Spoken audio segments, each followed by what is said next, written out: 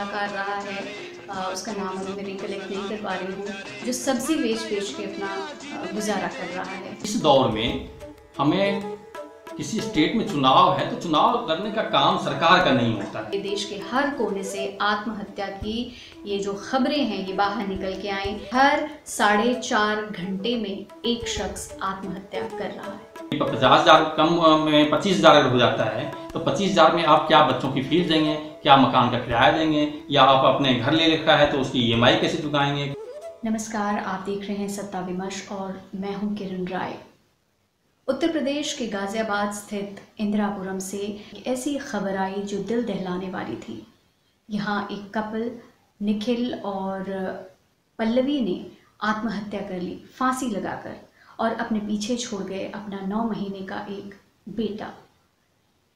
ये एक नॉर्मल सी मौत नहीं है या नॉर्मल तरीके से की गई इस कोरोना काल में एक आत्महत्या नहीं है। अपने पीछे ये कई सारे सवाल छोड़ के गई है। ऐसी और कई सारी घटनाएं या आत्महत्या के केसेस इस लॉकडाउन और अनलॉक 1 के पीरियड के बीच में हमें देखने को सुनने को मिले हैं। उसी को आज समझने का प्रयास करेंगे पीके की बात में। प्रवीण जी, अभी मैंने जिक्र किया निखिल और पल्लवी की आत्महत्या का। अपनी चर्चा को या अपनी इस बात को और आगे बढ़ाएं, इससे पहले मैं चाहूँगी अपने दर्शकों के लिए, अपने देखने वालों के लिए, कि कुछ ऐसी इस अनलॉक 1 और इस लॉकडाउन पीरियड के दौरान जो कुछ घटनाएं, जो कुछ केसेस हुए हैं आत्महत्या के, उसके बारे में एक डेटा है वो मैं साझा करूँ। 19 जून को पुणे में, महाराष्ट्र के पुणे में एक कपल ने अपने बच्चों के साथ आत्महत्या कर ली। ये जो शिंदे परिवार था, इसके जो मुखिया थे वो आइडेंटिटी कार्ड बनाने का काम करते थे स्कूल में, लेकिन उनको पता नहीं क्या लगा, कैसे लगा, और वो डिप्रेशन में गए और चारों परिवार के जो 4 सदस्य थे सब लोगों ने आत्महत्या कर ली बच्चों को मार के। उसके बाद हम बेंगलुरु जाते हैं, कर्नाटक में, जहाँ पे कि हॉस्पिटल में यहाँ पे 3 अलग अलग ऐसे केसेस आए जिसमें कोरोना के डर से लोगों ने आत्महत्या को गले लगा लिया। बेंगलुरु में एक 60 साल की महिला थी, फिर एक पुलिस कांस्टेबल थे 50 साल के, उन्होंने ऐसा किया। वो कर्नाटक स्टेट रिजर्व पुलिस में काम करते थे। फिर 50 साल के एक और शख्स थे जिन्होंने डर से विक्टोरिया हॉस्पिटल है बेंगलुरु में, वहाँ आत्महत्या कर ली। इससे पहले हैदराबाद में ही नेगेटिव पाया गया एक शख्स को, और फिर भी उन्होंने डर के मारे अपनी बिल्डिंग से छलांग लगाकर आत्महत्या कर ली। ये तेलंगाना में ऐसी 2 घटनाएं हुई थी। उससे पहले आंध्र प्रदेश में भी ऐसा हुआ, दिल्ली में ऐसा हुआ, मेघालय में ऐसा हुआ, ईस्ट, वेस्ट, नॉर्थ, साउथ, आप जहां भी कह लीजिए, देश के हर कोने से आत्महत्या की ये जो खबरें हैं ये बाहर निकल के आई। यूपी में भी यही हाल रहा। लॉकडाउन शुरू होने के साथ ही 22 से लेकर 29 मार्च तक का जो एक आंकड़ा है, उसके मुताबिक किस तरह से लोगों ने, युवा थे, उन्होंने आत्महत्या को गले लगाना सिर्फ डर के मारे। झारखंड की एक भास्कर में खबर छपी है, दैनिक भास्कर अखबार है, उसके हवाले से खबर है कि जिस तरह से आत्महत्या का दर बढ़ा है, उसमें आप कह सकते हैं कि हर 4.5 घंटे में एक शख्स आत्महत्या कर रहा है। अब प्रवीण जी, इसी को हम समझना चाहेंगे कि ये घटनाएं इस तरह से क्यों बढ़ रही हैं, क्या रीज़न हो सकते हैं, मिडिल क्लास के सामने ऐसी क्या परेशानी है। जो डेटा आपने रखा है उसमें 2 चीज़ें सामने आई। एंजाइटी एक वजह हो सकती है और एक डिप्रेशन। जो केसेज बताए हैं ना, उसके हिसाब से बता रहा हूँ कि कुछ लोग डर रहे हैं कोरोना से, तो उनमें चिंता पैदा हो रही है कि कैसे। ये डर किस लिए हो रहा है, क्या कहाँ हम लोग कहाँ कमी रह जा रही है। हमारा सामाजिक, जो हम कहते हैं, हमारा भारतीय परिवेश ऐसा है कि परिवार नाम की एक संस्था रहती है, हम लोग आपस में जुड़े हुए रहते हैं। ये डिस्टेंसिंग, ये क्या वजह क्या है? इसके पीछे वजह ये है कि सरकार जब लॉकडाउन का जो ऐलान किया था ना, तो सोशल डिस्टेंसिंग, ये मतलब कोई हमारे देश का शब्द नहीं है, ये ग्लोबल वहीं मतलब बाहर से आया है। हाँ, सोशल डिस्टेंसिंग शब्द का उपयोग किया गया, मतलब अब सामाजिक दूरी बनाई गई। फिजिकल डिस्टेंसिंग होना चाहिए था, उसको सामाजिक दूरी का मतलब उस रूप में पेश किया गया। सोशल डिस्टेंसिंग में समाज से लोग कट रहे हैं, घर में लॉकडाउन हो रहे हैं, और उसको मतलब उसमें घर में लॉकडाउन में कोई अकेला रह रहा है, कोई न्यूक्लियर फैमिली में रह रहा है, तो वो परेशानी पैदा कर रही है। अपनी परेशानियां शेयर करने के लोग नहीं है ना। आप मतलब पति पत्नी और एक बच्ची है, बच्चा है, तो वो आपस में किससे शेयर करें? आपस में लगता है उनको लॉकडाउन है तो घर में बंद हैं, अनसर्टन है। हाँ, तो ये डर पैदा करता है कोरोना। सोशल डिस्टेंसिंग शब्द अपने आप में डर है। और डिप्रेशन की जो बात है, तो डिप्रेशन में ऑलरेडी बहुत सारे कारणों से बहुत सारे लोग बॉर्डर पर थे, डिप्रेशन के बॉर्डर पर थे, वो कोरोना में आके डिप्रेसिव हो गए, उसकी चपेट में आ गए हैं। अब उसकी वजह क्या है? उसकी वजह है कि लॉकडाउन कब तक रहेगा, लॉकडाउन खुलेगा या नहीं खुलेगा, लॉकडाउन होने के मतलब खत्म होने के बाद हमारी नौकरी की स्थिति या काम धंधे की स्थिति वो कैसा रहेगा, ये सारे जो वो है वो उसकी वजह से वो जबरदस्त डिप्रेशन में मतलब असमंजस की स्थिति। हाँ, असमंजस की स्थिति है। और मतलब कैसे होगा आने वाले समय में, और वो इसलिए हो रहा है कि सरकार की कोई लाइन समझ में नहीं आ रही लोगों को। मान लीजिए हम ही हैं, तो हम मान लीजिए जिस फील्ड में हम काम कर रहे हैं, उस फील्ड में अगर वो संकट पैदा हो गया, हम कुछ और करने की सोच रहे हैं। अब सोच रहे हैं तो वो सरकार आगे आने वाले समय में लॉकडाउन कब तक रहेगा, या क्या कह सकते हैं इसको, कोरोना को लेके मतलब कई तरह की बातें आ रही हैं कि फिर से हो सकता है उसका दोबारा अटैक हो जाए। तो WHO भी कह रहा है कि अभी कोई वैक्सीन नहीं आ रहा है और एक लहर और आ सकती है।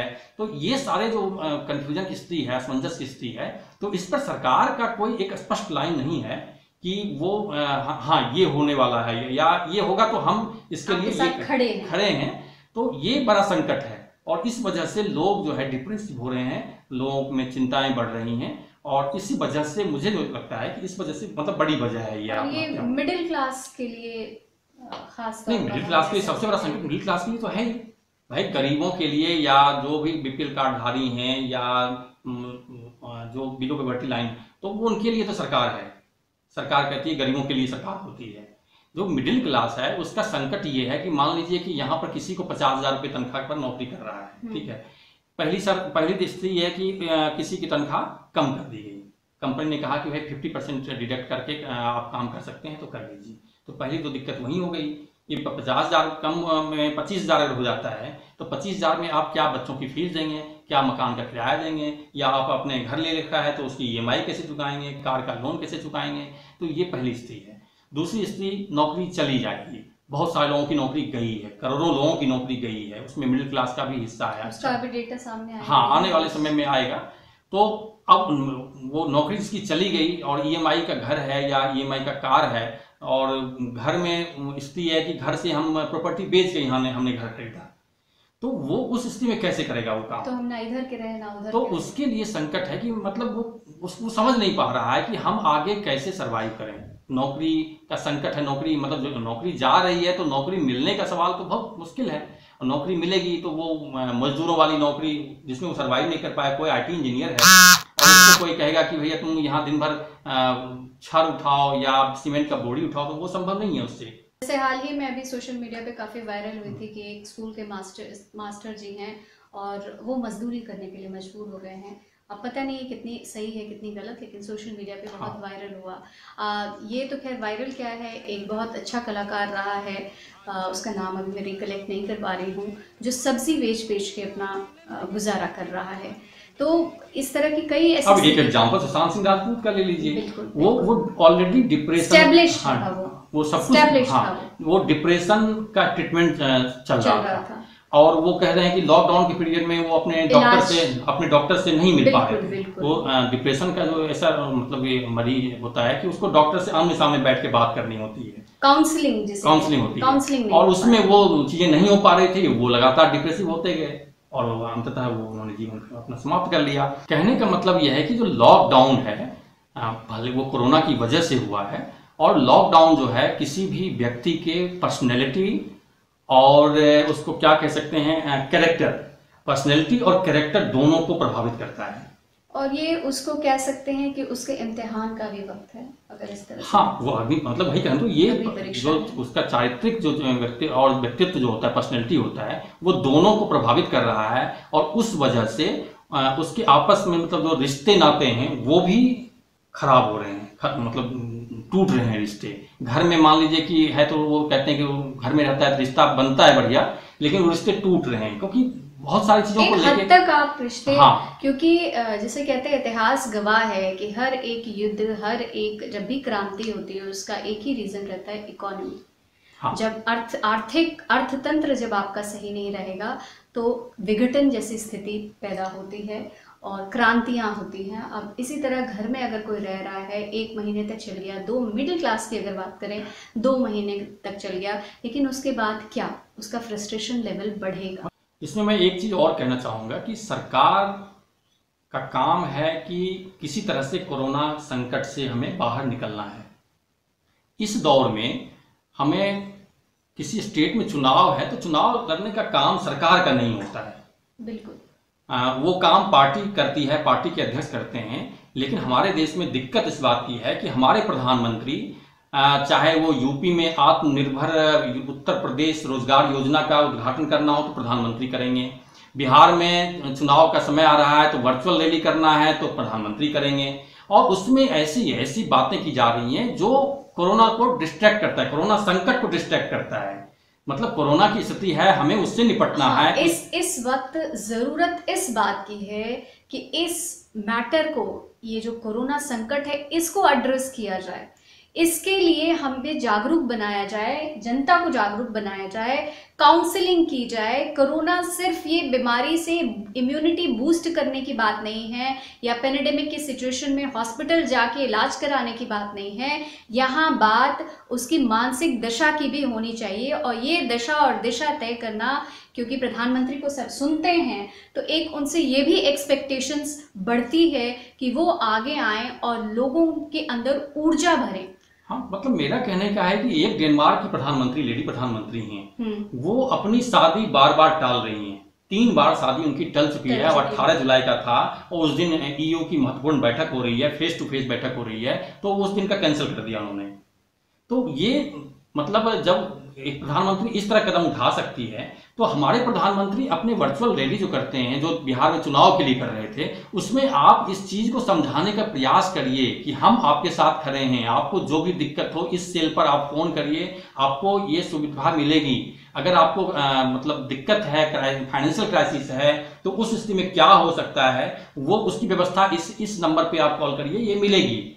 अगर ये भरोसा सरकार देने में कामयाब होती है तो ये आत्महत्या जैसी घटनाएं लोग नहीं करेंगे। धन्यवाद प्रवीण जी, आपने जिस तरह से बातों को बताया।